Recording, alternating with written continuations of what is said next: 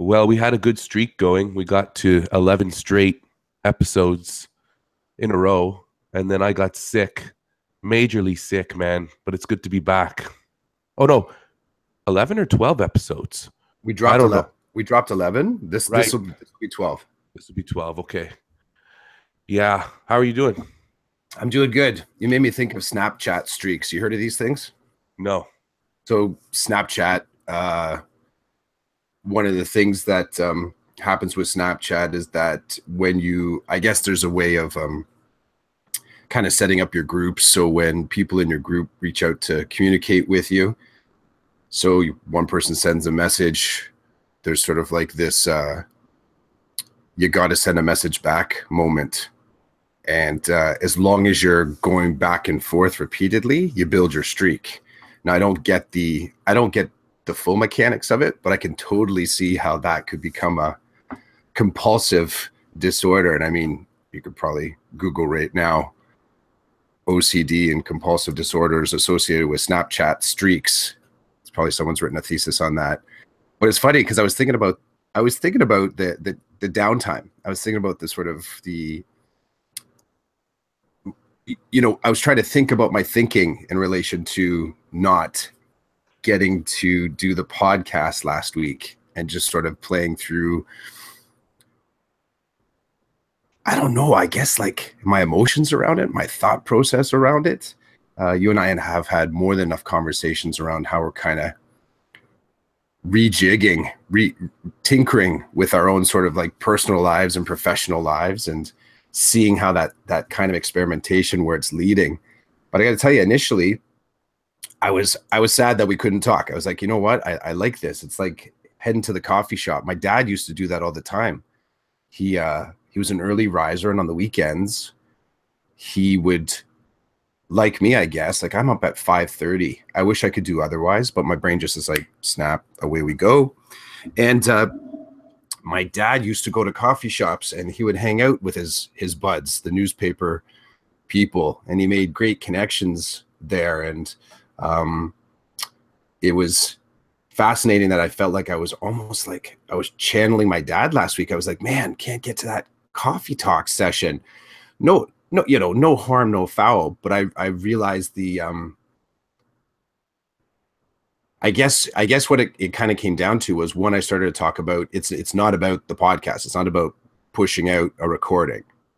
It's the human connection. It's the reaching out and just having a conversation about stuff that's important. When I think about, more than enough times my mom would ask my dad, like, why the blank are you getting up and going there and having like terrible coffee? It's on the other side of town. Like you could go to a closer coffee shop or whatever. My dad's just like, yeah, but I'm up anyways. Like he never really spoke to the soul of it. He would say, I'm up anyways. I'd kind of start my day. He talked about like the circumstantial kind of evidence of why he did it. But when I really think about last week and not recording, and I try and connect it with, the stuff that my dad did, it's that good connection. It's that human connection. It's the, you want to include the good stuff in your week. And then, of course, when I started thinking of it that way, I felt bad too. I'm like, oh, I can't have my conversation. I kind of get all cerebral about it, right? But yeah, that's kind of what's. I'm good. We said this from the start. I'm good with wherever this podcast goes, wherever these conversations go. If we make it to a full school year, I think, wow, that'd be kind of cool. Like to have these ongoing discussions. If we end up finding reasons to go in a different direction, then that'll be purposeful too. But I will say, I missed the chat from last week. Well, I agree with you. It was, I missed it as well. And I missed a lot of things because basically I was out of commission for a week. So I was today is, I'm trying to get back into the normal routines and stuff. It's been weird. Like, so I missed a whole week of the world basically happening. And then this week I went back to work, and it was, as you can imagine, after being away for a week, it was not a gong show, but like, the kids are off and I'm trying to catch up on everything. Like what's going on in the building? Where do we need to be at certain times? is there anything I need to hand in to anybody? Like, it's just one of those things where you're just playing catch up for a whole week. And then, last night I was saying to my wife, like, when am I going to get back to normal? When am I going to get back to everything I was doing before I was sick? And she's like, well, when you're ready, And I thought, it's funny because when we missed the talk, well, last week, so you hit me up and you're like, okay, are we doing this? And I'm like, no, we're not doing this because I can't function. So I can't sit in front of a computer and talk to you. It's just not going to happen. I don't have the energy. I don't have, like, I had nothing. So, which was in a way funny because as I was sitting here the whole time, I don't know about you, but when I'm sick, all I want is to get better again. Like, when I go to work every day, some days I think I could use a day off. Like, I could take a break from this world. But then when you miss work and you can't control why you're missing it, it's like, oh, geez, I wish I was at work. Like I said, it's so many times that I just wish I was back in my normal, doing my thing. So when we missed the talk last week, I thought, uh-oh, is this going to be the first of many, right? Because you just don't know how it's going to play out because you pick up new routines and you go with them. But it's good to be back. It's good to be able to chat with you again for a little bit, talk about the week, talk about topics that, may have popped up in our little minds as we were going through our work. I've got a big one I'd like to drop on you, but I want to hear your perspective. I want to hear about what's been going on with you the past couple of weeks as an educator. Yeah, there's been a lot of sort of little bits of interesting. Okay, I guess I feel like the last couple of weeks has been all about little mini projects. And being mindful of things that I've kind of had on the shelf for a little bit. So you and I think I've touched base with you offline just about my health stuff going on, and there's been doctor's appointments associated with that, and it's all good, but it's process work that I'm not in denial of, but I kind of it's easy to go into autopilot. And I agree with you, that concept of being well when there's the possibility of getting well, and that kind of like is like cold and flu and, I don't know, some topical infection, you kind of can go through the process of getting fixed and you go, okay, I can see where that goes. In my case for, my health challenge, I guess you would want to call it, like, it's not something that there's no short-term sort of thing I can do to make it stop. So that health project and getting the doctor's appointments and checking through it and stuff like that, I'm just going to drop it. Sleep apnea. I'll say it. So it's working through the sleep apnea. And really, if I'm going to be real and flat out, someone out there wants to chat with me about it and process, reach out. Because it's one of those things that I've come to observe that it's easy to ignore to a degree. The apnea in itself is not debilitating in a way that I can't function the next day, but it has had health impacts. Sort of there's things that are connected to it that, again, I have to go have certain checkups and certain things. So that's one project paying attention to.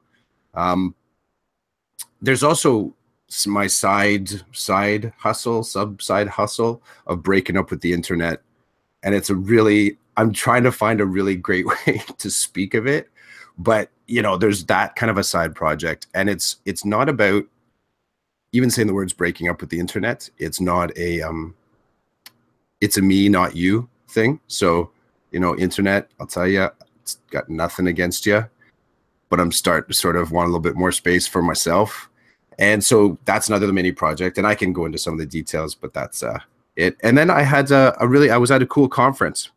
So I went to the board that I'm in has a large, how would I frame it? It's like, I guess it's a celebration. It's a celebration of student achievement. My board is focusing on wellness right now. It's a 3-day conference. It's a bit of a prestige conference. Got to go for a day and I experienced some good sessions, some good keynotes. I was really appreciative of the fact that I was able to go and that there's a support for me to go. And also realizing on one hand that not everybody gets to go. So I was thinking about accessibility for others. So, you know, we get to go participate in these incredible learning sessions, and who's not in the room that should be, who would benefit from this. I enjoyed it. I benefited, but moments like this can sometimes be a kickstart to really cool places in your teacher world. And I just started thinking about that. So yeah, those are all the bits and pieces that I have kind of going on, man. I want to talk about breaking up with the internet. I think there's something about it that's very like, I don't even know where to start with it, because I completely understand what you're saying in terms of, I don't know about you, but for me, it's like getting into it, getting really excited, diving in. And then kind of once you're in the water for a while, it doesn't feel cold or warm anymore. It's just neutral. And you're like, it's time for me to get out of the pool. And I've been feeling the same way as you. I've said goodbye to a bunch of apps on my phone, a bunch of apps, period, like social networking, connecting apps. I've backed off on Twitter a bit. It's almost like you just want to go back. Well, maybe I just want to go back a little bit to when things were different in terms of, I don't even know how to explain it, man. It's nice to just step away. I feel like there's a constant, I got caught up in the constant checking the social media, connecting, constant. And recently, I think at the beginning of when I was starting to get sick, I watched a YouTube video podcast. It was Tom Bilyeu again, and he was talking to an individual, and I don't remember the individual's name, but I'm always fascinated with this guy's guests because I have no idea who they are when they come on. And then after listening to them for an hour, you get a flavor for what they're about and where they're coming from. And this guy, I think his talk was like around wellness, around giving yourself space, and then using that space to excel. So it's almost like retreat, gather yourself and your tools, and then hit it hard again, whatever it is you're doing. And he talked about his way of being and how the last morning of his day and the first morning of his day are screen free. They're for him. It's a rule that he's established simply to not wake up in the morning, jump on the device and see what you missed or see the awesome things that are happening in the world, and ignoring that people are just simply, you know, dropping the shiny stuff for everybody else to see and not necessarily telling you about all the bits and pieces of their world. So it was really cool, this aspect, this notion of, before you're done for the night, that last hour, you put the social media away and you just tuck it away, and you're like, I'm not going there. I need to kind of I need to prepare myself for the ending of my day. And then when you get up in the morning, I need to spend the first hour at least focused on me and how I'm going to be a better me, and all that kind of like funky stuff that people do to prepare for their day, and the routines that they do that lead them to success. So breaking up with the internet, I like it. I think it's just you can really get caught up in all the fast moving parts of it, and it's good to just disconnect. Like I don't know if I told you, but my side hustle, my podcast, Rolland and Connects, which was, the premise was all about connecting with people and talking to them about the awesome work that they do, how they do it, why they do it, what got them into it. I recently disconnected. So I recently stopped the podcast, and now I'm edging back towards it, but it's changed. It's no longer called Rolland and Connects. It's called Rolland and Disconnects. And if I get to it, because it's one of these things that's slowly evolving. It's like when I get back on, it's going to be about It's going to be kind of like what you and I do, but by myself.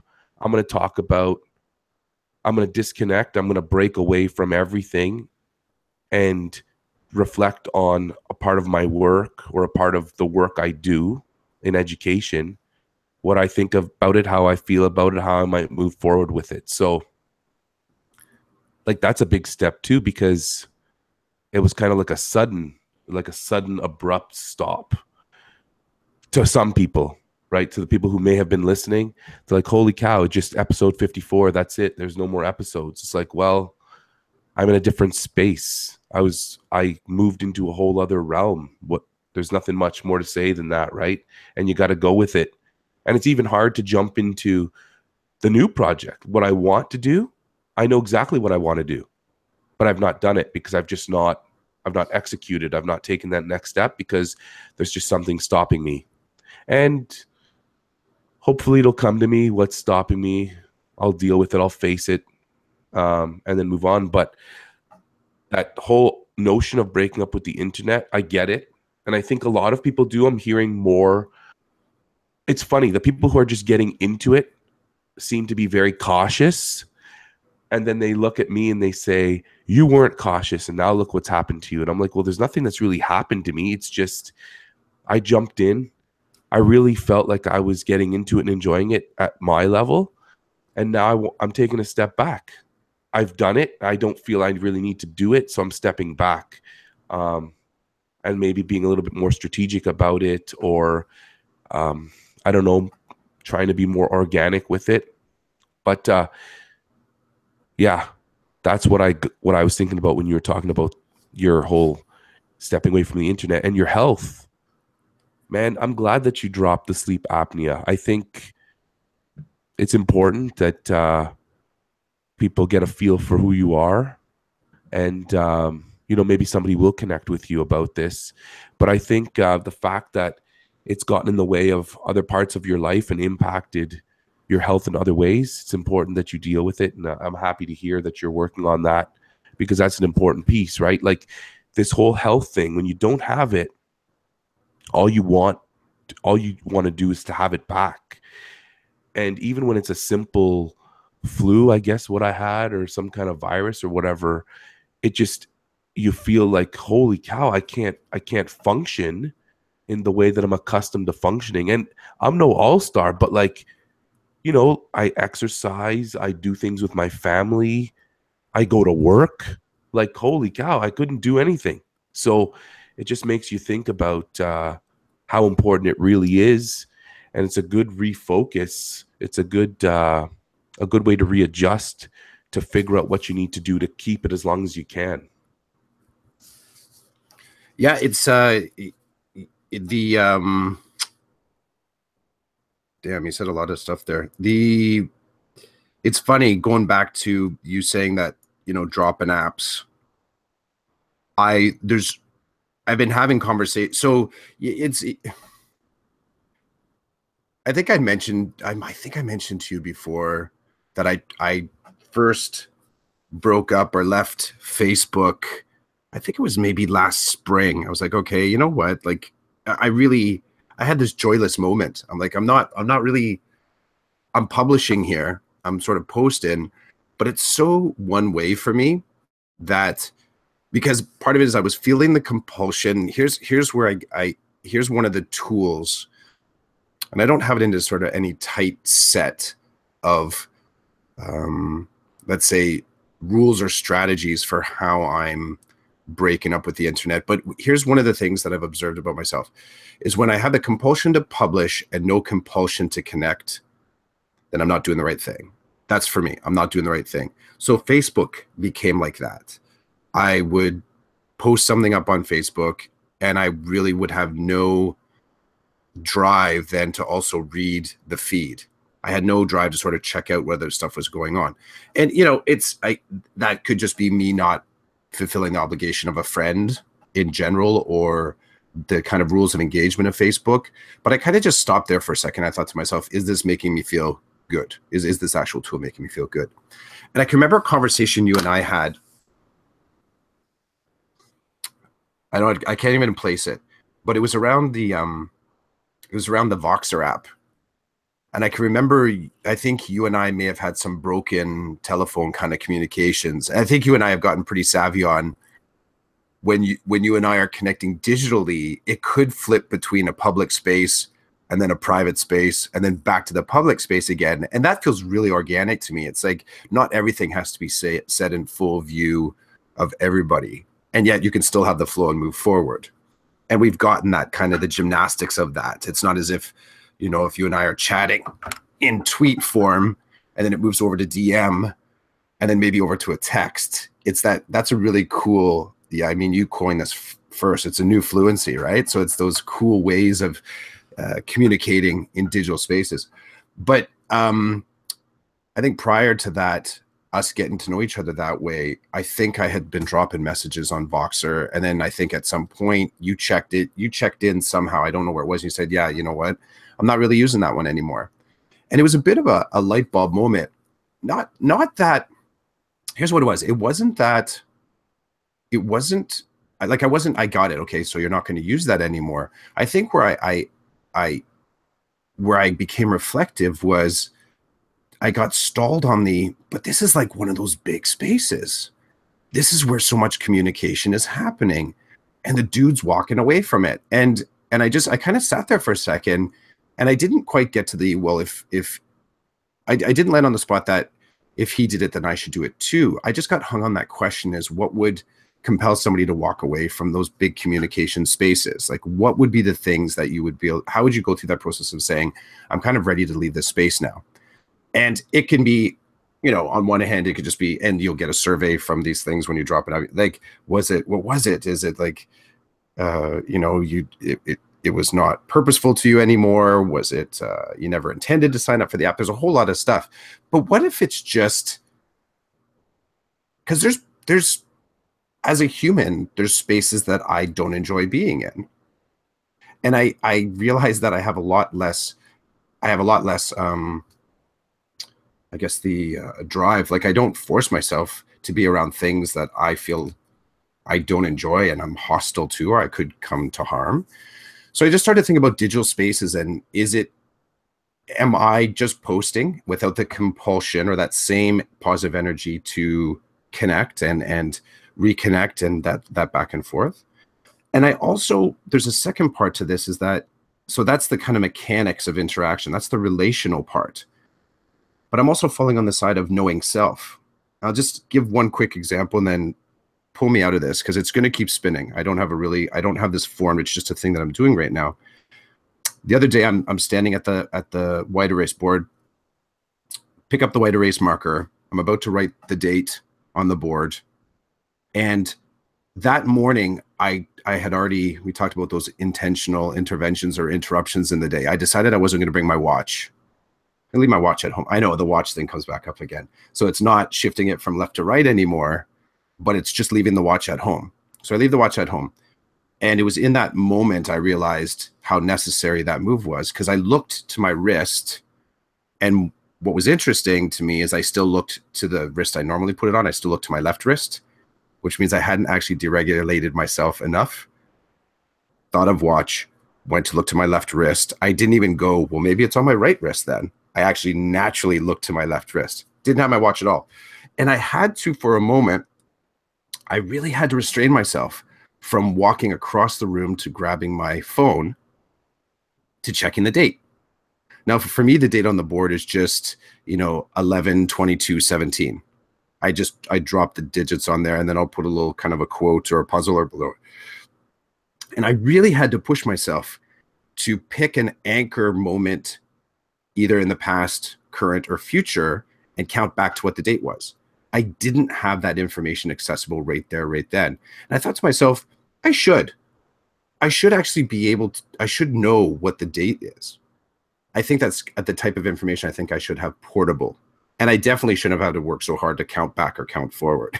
I think I knew that there was some event happening on the 25th, so happening today, and I counted back to the day. I'm like, okay, that's the day. Is that the day? That's the day.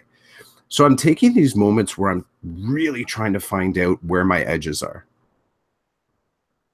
in order to see how much I need digital support.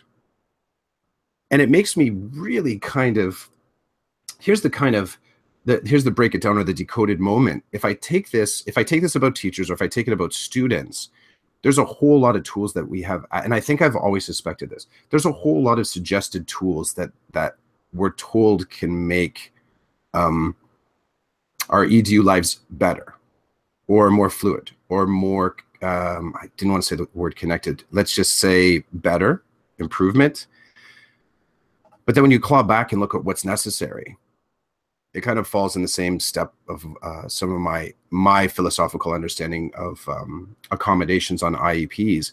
There's quite a few that can be painted onto an IEP, but each one that you put on is relative and contextual. So some of the accommodations you might drop on there might work for math, but they might not work for language arts or English. So I'm really striving to find out what my edges are, and realizing that I don't have to put the energy into monitoring or maintaining the stuff that actually isn't making me feel well, connected, joyful, I guess. And I think I can tell you all my seed points, but one of them was you dropping Voxer back in the day. The other part was that, what am I doing with the other 7 hours conversation?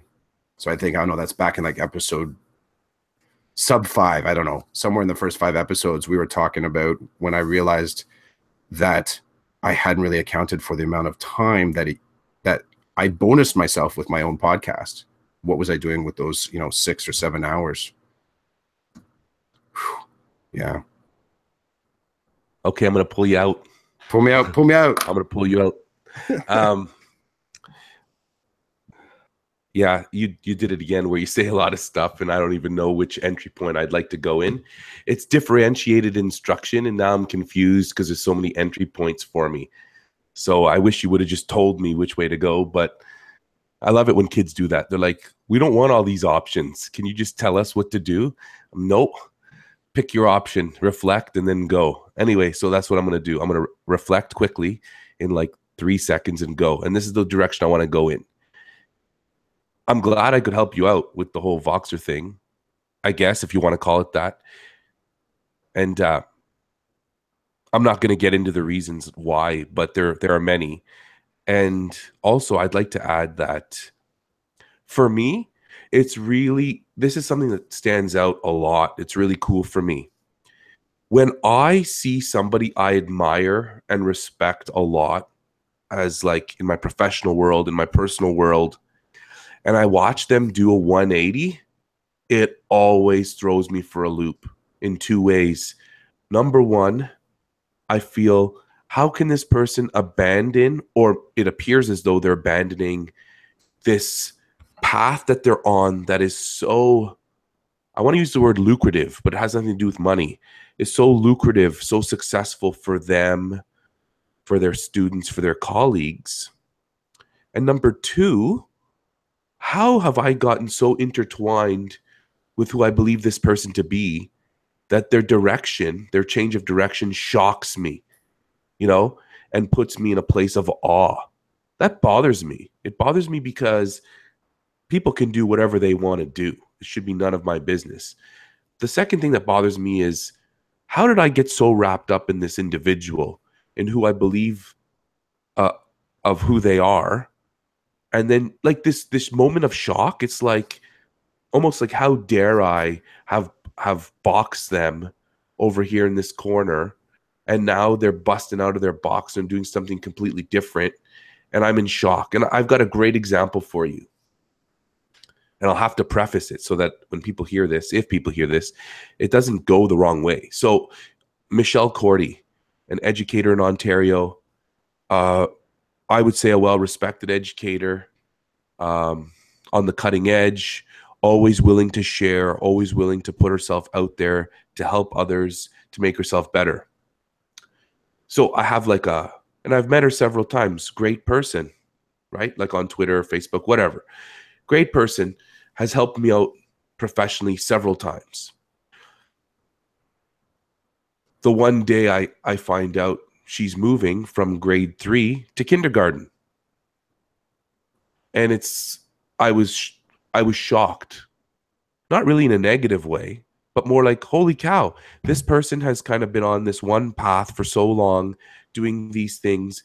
And now, in my mind, this person's taking a 180-degree turn and going in a completely different direction on a completely new path. Almost like, to me, this is my perspective, abandoning all the amazing things that were done now are going to just be put aside. Now, obviously, she's going to be able to apply a lot of the things she's done in her years working in primary, junior, into kindergarten, and the human that she is, the good person that she is, going to go with her there.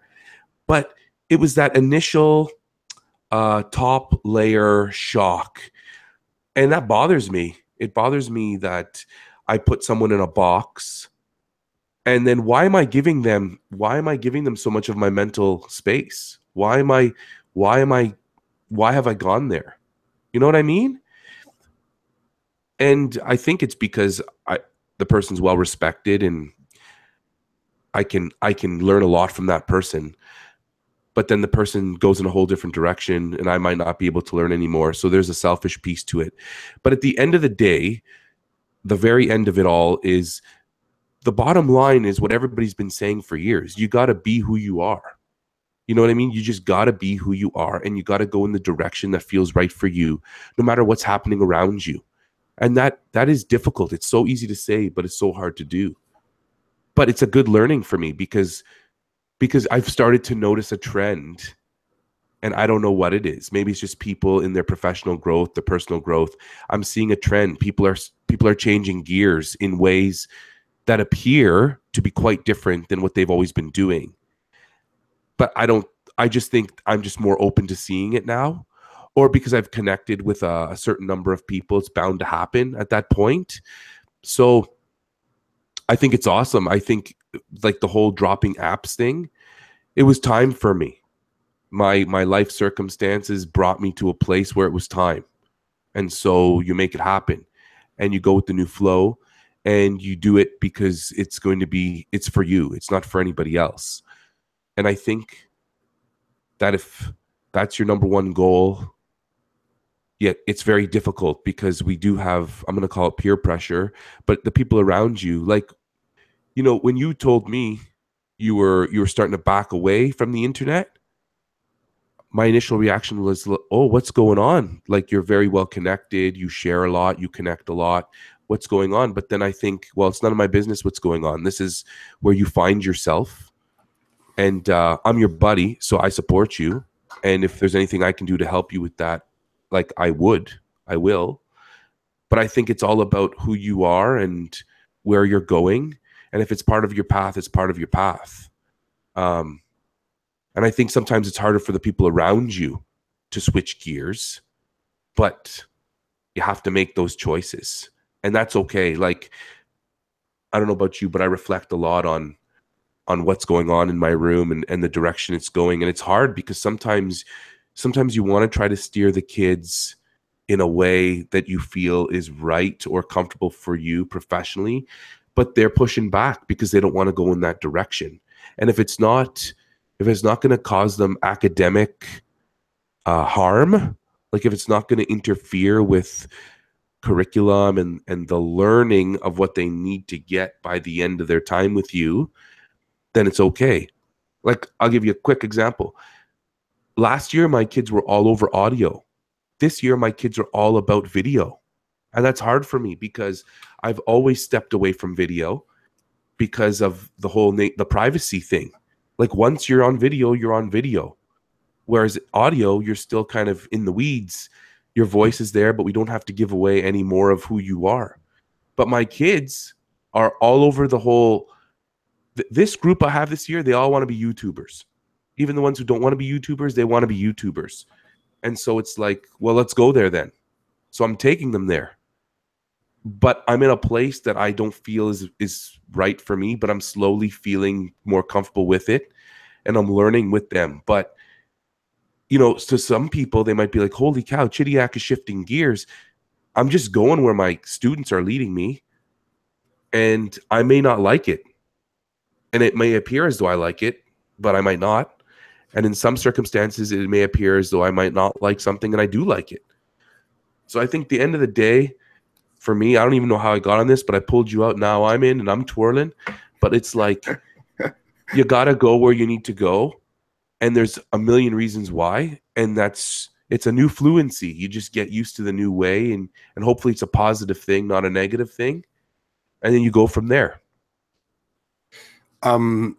It's I can make that. So one of the things I was actually thinking about, I'm going to reflect about our podcast in open air here, is I think, part of the intention, the shared intention in this was to sort of pull apart some of the assumptions in education, try to bring it down from a space where people would say, well, that's just teacher talk, to a space where people outside of education may look at it and go, okay, now I kind of get why these things happen. And one of the things that those spaces where I think our lived experience within education meshes well with people outside of education.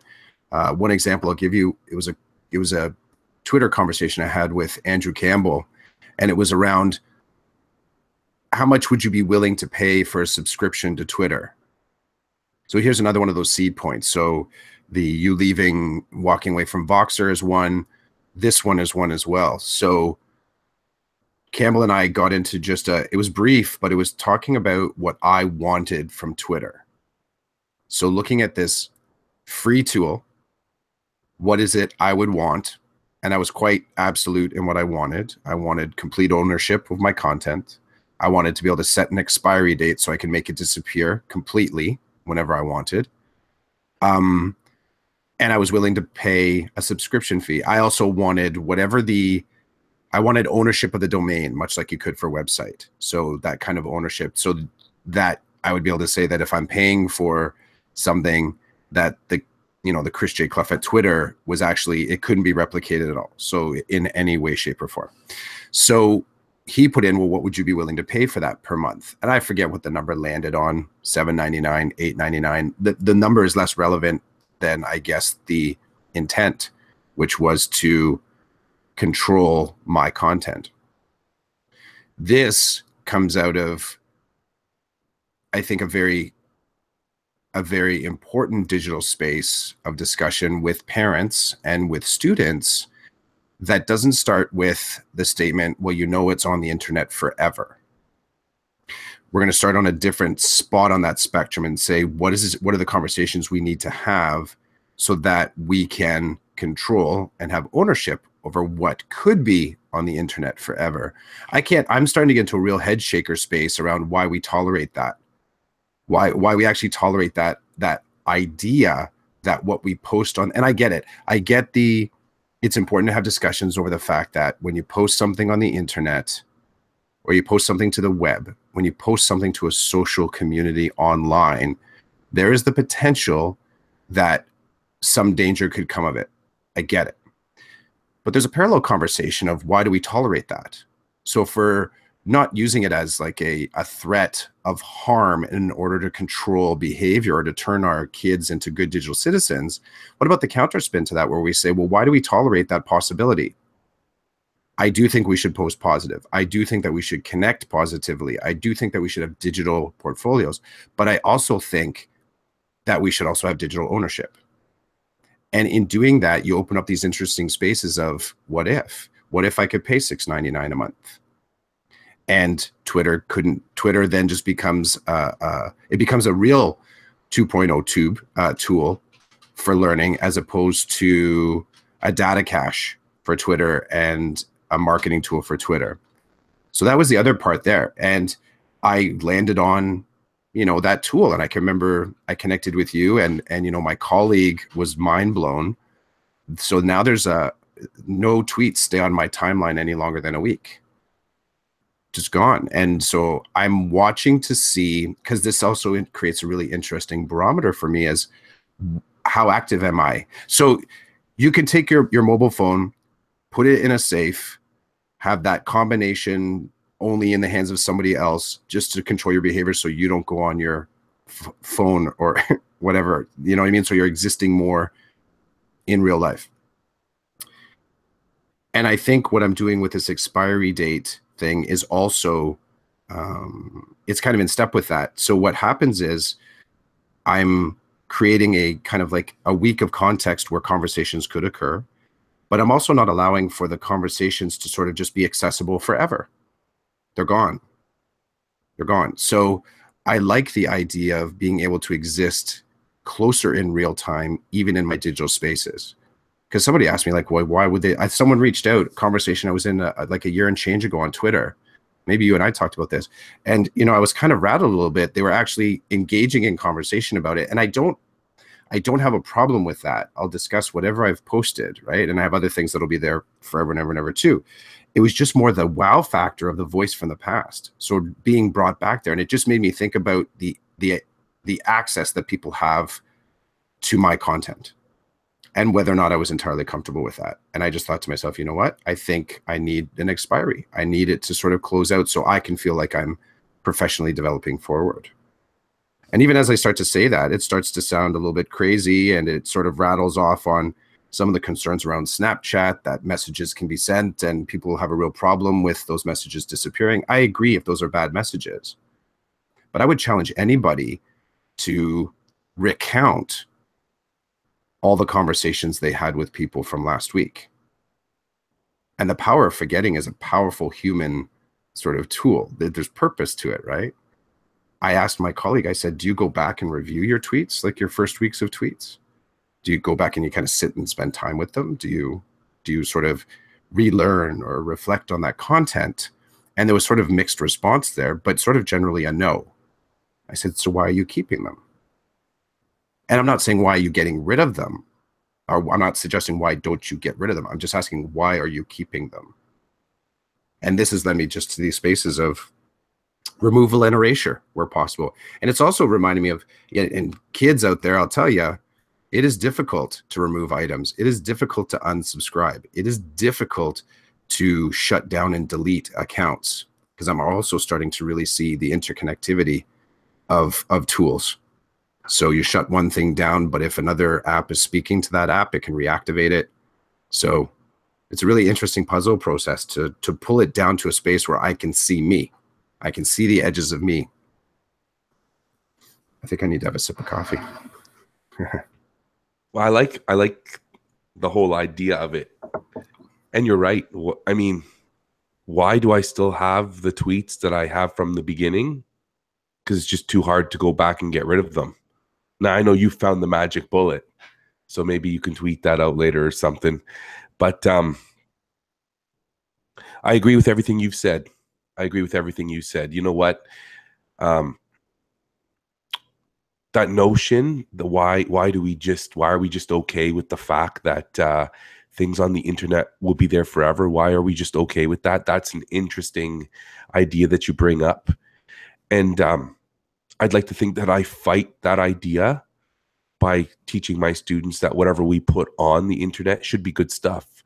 And so the stuff that we're kind of pushing out in video form or in audio form is a positive thing. And, you know, I don't even know why I would do something negative with them on the internet. You know, like, it doesn't even come to me that way. But so if it's going to be there forever and I'm not pushing back on that notion, then let's make sure that it's something positive and it's something that we can look back on and be really proud of. And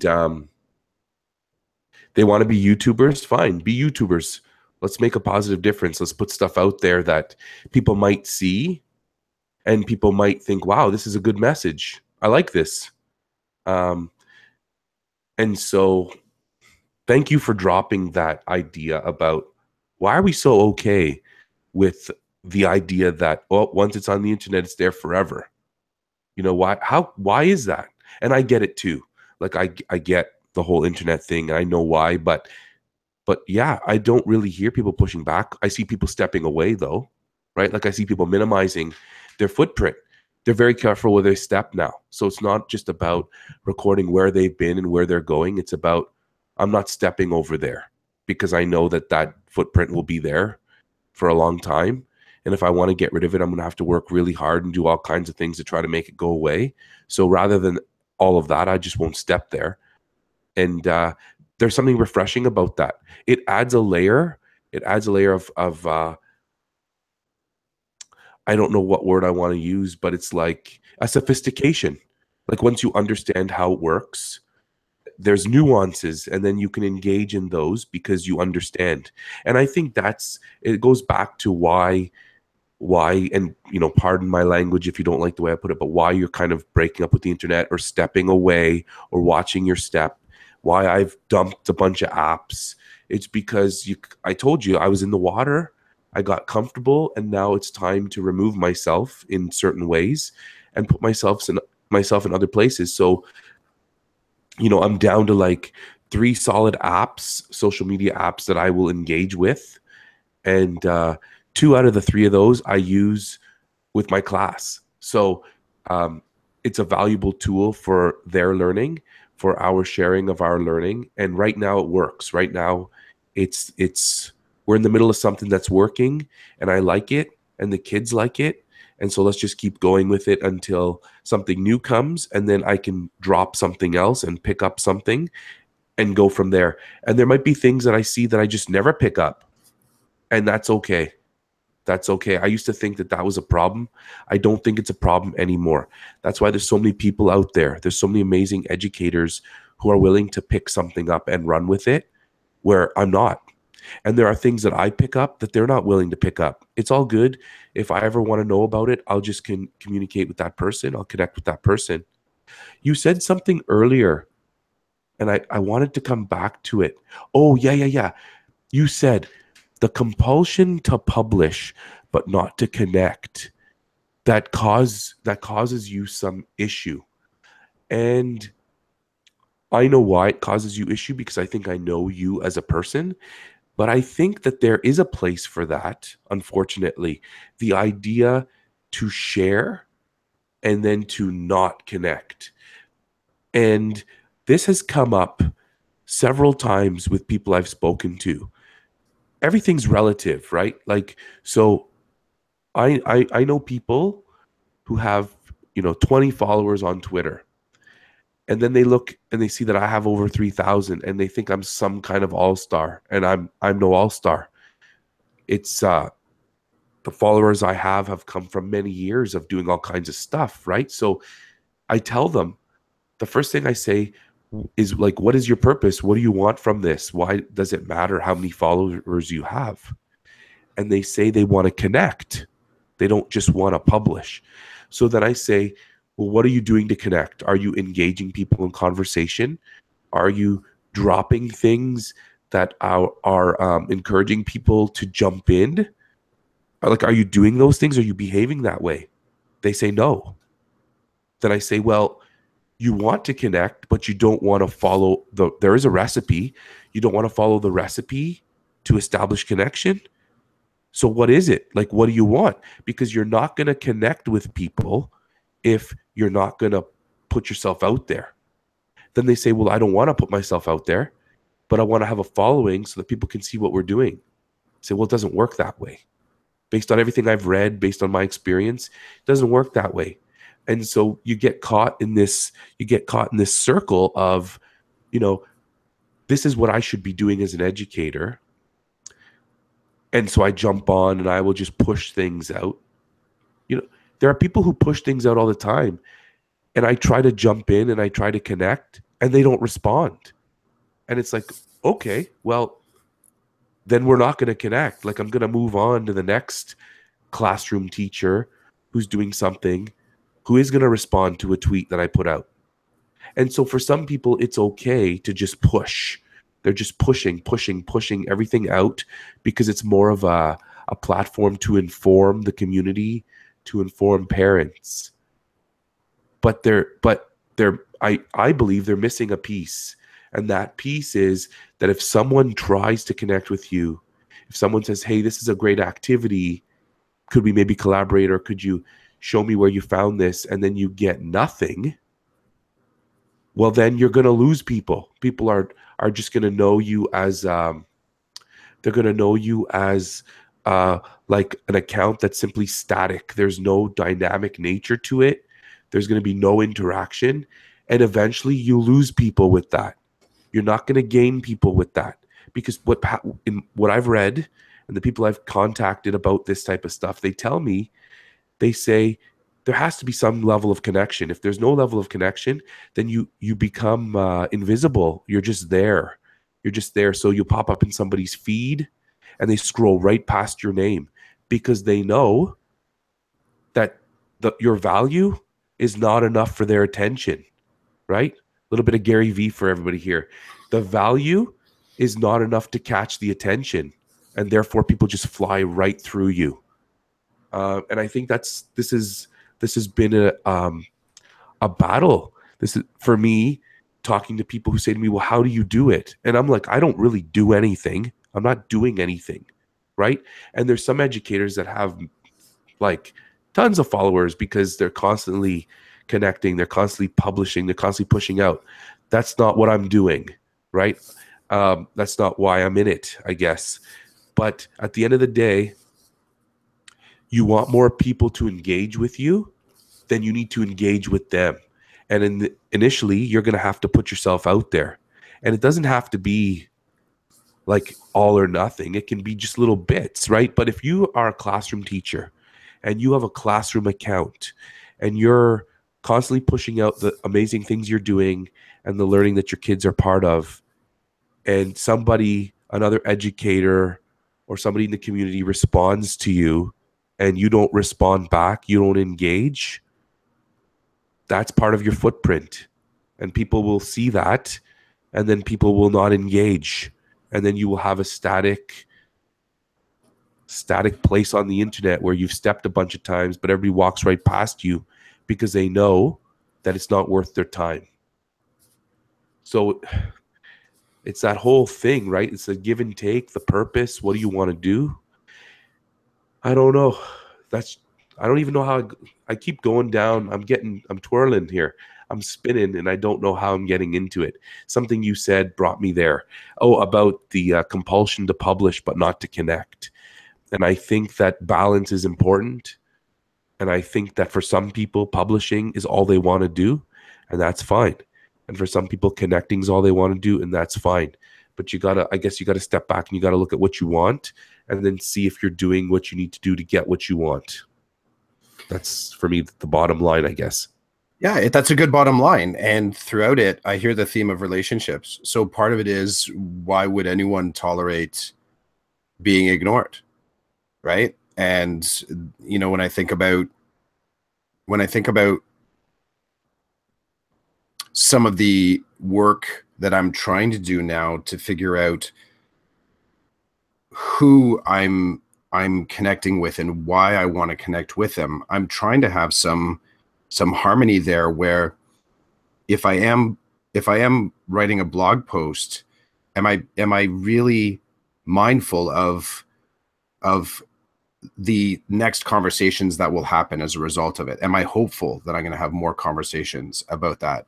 You know, I've thought about the possibility, I've toyed with, you know, what would it look like if I no longer promoted the conversation I want to have via blog post? Or should that just be my static kind of thought portfolio, let's say? There's a whole lot of pieces. And just, you know, where we started with this, the whole breaking up with the internet, I think it maybe a truer way to articulate it might be breaking up the internet. So I don't have the intent at this point to go to the mountain and just avoid everything. I'm not gonna go off the grid and isolate myself. I think instead what this is doing, and at the heart of it, one of the inquiry questions for me is, why is the default setting for the internet, you know, the default save setting forever? Why is that what we've come to accept? And I think it's a really interesting pressure point as educators, as parents, you know, and talking to the kids, and even, let's say, as content producers, you and I as content producers and conversation kind of sparkers, to scrutinize that a little bit. And are we comfortable with the idea? So I'm comfortable with the idea that we need to play safe and we need to connect. We need to do that. I get that. I mirror that in my relationships, everyday relationships. You know, I'm not gonna walk up to you the next time I see you and sort of take a swing at you. That just doesn't make sense as far as good connection in relationships. Nor am I going to stand in front of you and not say anything. So I'm trying to look at these these parallel behaviors in real life and in digital life? And am I actively managing these things? The assumption, there's just such a huge assumption that someone would be interested in pictures or observations of my day that I reflect back on myself is like, am I doing this because I think someone's going to read it? Or am I doing this because I think I want to talk to somebody about it? It's funny, you know, a good litmus for this is the first time I left Facebook. It took my mom like 2.5 weeks to ask me what happened. So that's way back in the day. And the second time around that I did it, she asked me a very similar question. She goes, you know, are we no longer friends? Which is a really funny question for your mother to ask you. Like, really, like, let's break it down for a second. Like, are we no longer friends? I'm like, okay, one, I don't know necessarily that she and I have ever been like, let's say, quote unquote, friends per se, right? I'm aware that this is mother son, you know, it's loving, it's relational, that kind of stuff. But it was just a funny word to put to it. But the second layer to it was the whole, somehow that was more important. That was a really important thing that we were, and I know she's using the language of Facebook, but it just struck me as my brain kind of got stuck in that moment. And part of it, I just said, yeah, I'm not there anymore, Ma. Like, I'm not putting stuff there. I'm just, I don't have the joy. And I think you kind of touched on this, is that when you choose not to exist in these spaces where a lot of people are going to have trouble with that change. They're not going to necessarily see the path. And I'll admit fully, like, I can sort of V cut. I can do the 180. I can do that, and I can feel entirely comfortable with it. And then I tend to see what's the destruction I may have caused as a result of that. For better, for worse, it tends to be my MO when I'm getting into a reflective place. I rarely backtrack along that path. It's another V cut. So it's kind of like goes like this, like more of like peaks, as opposed to zipping back and forth across the same line. Because in making choices like this, I deregulate my thinking enough to be able to say, is this what I want? So I have not seen a noticeable impact. I have not seen a negative noticeable impact to my connectivity via Twitter by knocking my tweets down to 336 or whatever it is. I haven't noticed that. Am I prepared to erase all my, this was a question that occurred as I'm falling asleep last night. Am I prepared to erase my content on my blog post in a similar fashion? So our old posts there. And I had a moment and I thought to myself, if I'm not going to return to it and reflect on it, and I can't connect with other people to connect with it, should I just be keeping a hard copy for myself? Is it pointful to keep that stuff out there? And I'm still wrestling with that one. And it's not because I think, it's not because I'm unhappy, or it's not as if I have a dislike of the things that I've written. But you touched on this. You said about the whole, when we speak to the kids about posting positive, that's fine. But what if even in posting positive, you want to change? And the default setting is forever. So I still agree with you. Positive digital citizenship. Put the best of you forward in both your actual and digital relationships. But, that's a pretty powerful black hole of kind of like digital peer pressure if we feel like we have to keep every single one of our posted pieces out there forever. And I just like the idea of choice, that you're going to post positive. That should be the rule. But you also have absolute ownership. You can pull it back if you want. You can take it offline if you want. You can choose not to be that part of you and not feel compelled to kind of keep following that groove, because so many of your followers, so many of your friends are saying, you need to be this person for me. So that's dropping the wisdom. Well, you got to see the look on my own kids' faces when I talk about this, right? Because they're so in the shallow end of using digital media. Like, they really are. My daughter, and they've done a couple podcasts with me. My daughter's doing a little bit of scratch coding. you know, that her teacher uses sesame, and like, so she's aware of these things. But I'm also trying to also test drive conversations with myself that I know I need to kind of gear down to their space, so that when they become active users and independent active users, that they have a wider range of questions they can ask themselves that are in. This is, again, this kind of leaps out of why this combo may be important to educators and not only parents listening to us, is, do they have a more varied list of questions they can ask themselves, other than, is harm going to come to me because I'm posting something that is not very nice or unkind? The other question is, can I pull this from the internet if I want? And not how do I pull this from the internet? Like, these are, I think, deeper technical questions that I would like for them to be able to carry that torch further. All of my students to be able to carry that. I think those are great questions. And I think moving forward, it's important for people to be aware and to have an understanding, because it's just part of that overall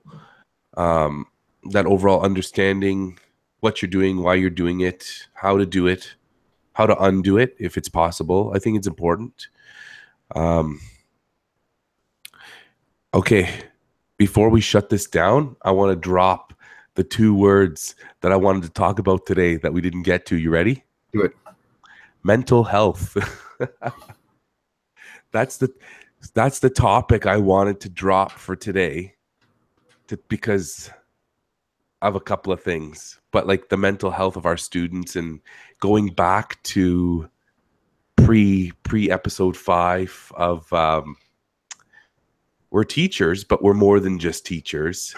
And I just wanted to shine the spotlight on mental health, but we didn't really go there, and that's okay. I can see the title of this podcast episode, Breaking Up with the Internet or Breaking the Internet. You know, that's what this one's going to be called. And I think I don't know about you, but for me, it's been a great reflection of my footprint and my future footprints and my past footprints. And then, you know, where I want to go from there. Did you want to drop any homework for this week? Well, I guess a question, but it's the where you started talking about having, because you were ill this week and having to sort of get back into the routine. What was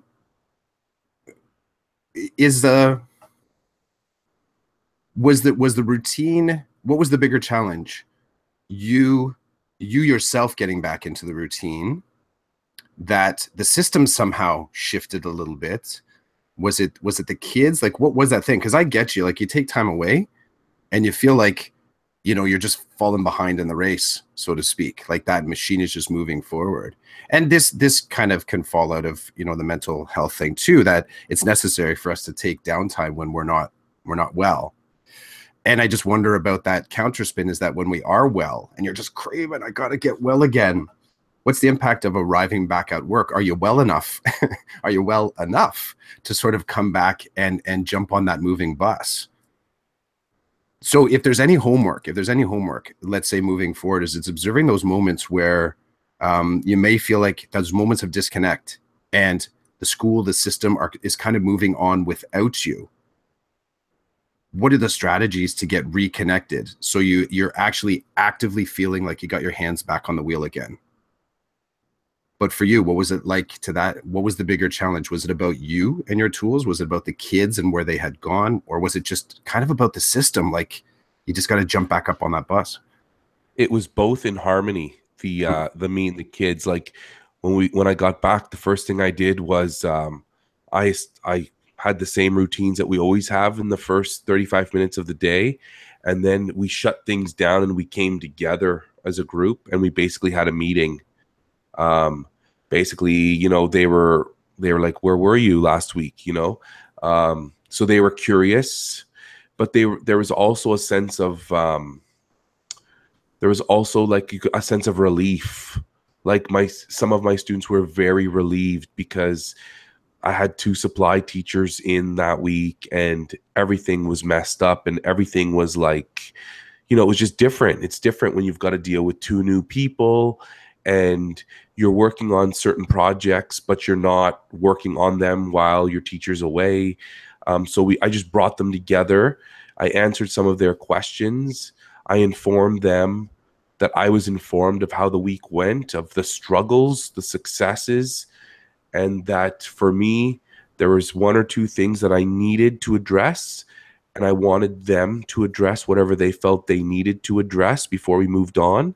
And then when all that was said and done, I said, okay, let's get back into it. This is what's happening now. And so initially, when they came in, it was the same routine. I didn't want to throw them off. I wanted them to keep going, to have something normal. And then we did something abnormal by stopping everything, gathering, and then addressing the week that was gone and how we were going to move forward. And then in terms of the system moving on, the big machine, I basically got my hands on information of like the non-negotiables that had to happen that week, and I set them as a top priority. And as I was getting the kids rolling back into regular school life, I was jumping into the non-negotiables, making them happen, doing what I need to do. And then everything else was secondary. And I just literally threw it aside, and I was not going to get to it until I needed to, or until somebody told me that it was a priority. So that's how I did it. And was I ready to go back? No, I wasn't ready to go back. A lot of people go back when they're not ready. And people wonder why. Well, it's because that's the nature of our work, right? We just can't. I can't be off for 3 weeks. It's not possible for a number of different reasons. So I took what I needed. I took what my doctor suggested, and I went back. And it's funny too, because I'm walking around with a box of Kleenex. I'm walking around with all kinds of lozenges. Like you know how we talk about the bag of work? I had the health bag attached to me all week, and people are like, look at you, you're sick. I'm like, I'm sick, but I'm well enough to be here. And unless some magic sick day fairy comes along and says you can have this many more days, then I'm gone. But until that happens, here I am. And, and in my class, we talk about it.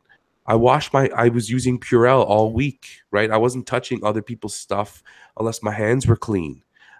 People weren't touching my stuff unless we made sure that it was safe for them to touch. Like there's a responsibility there, right? There's an imperative to make sure other people don't get sick. But hey, I was able to function. I was back at it. That's the story. And I'm sticking to it. It's the reality, man.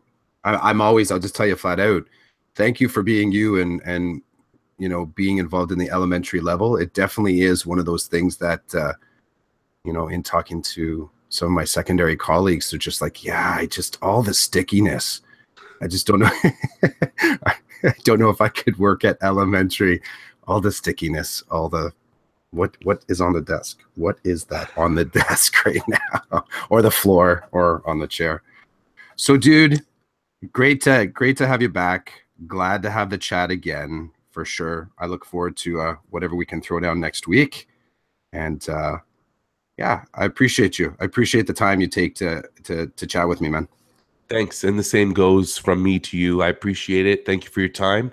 I hope you have a great weekend, and hopefully we'll be back on in a week for sure for episode 13 of the Decoded podcast.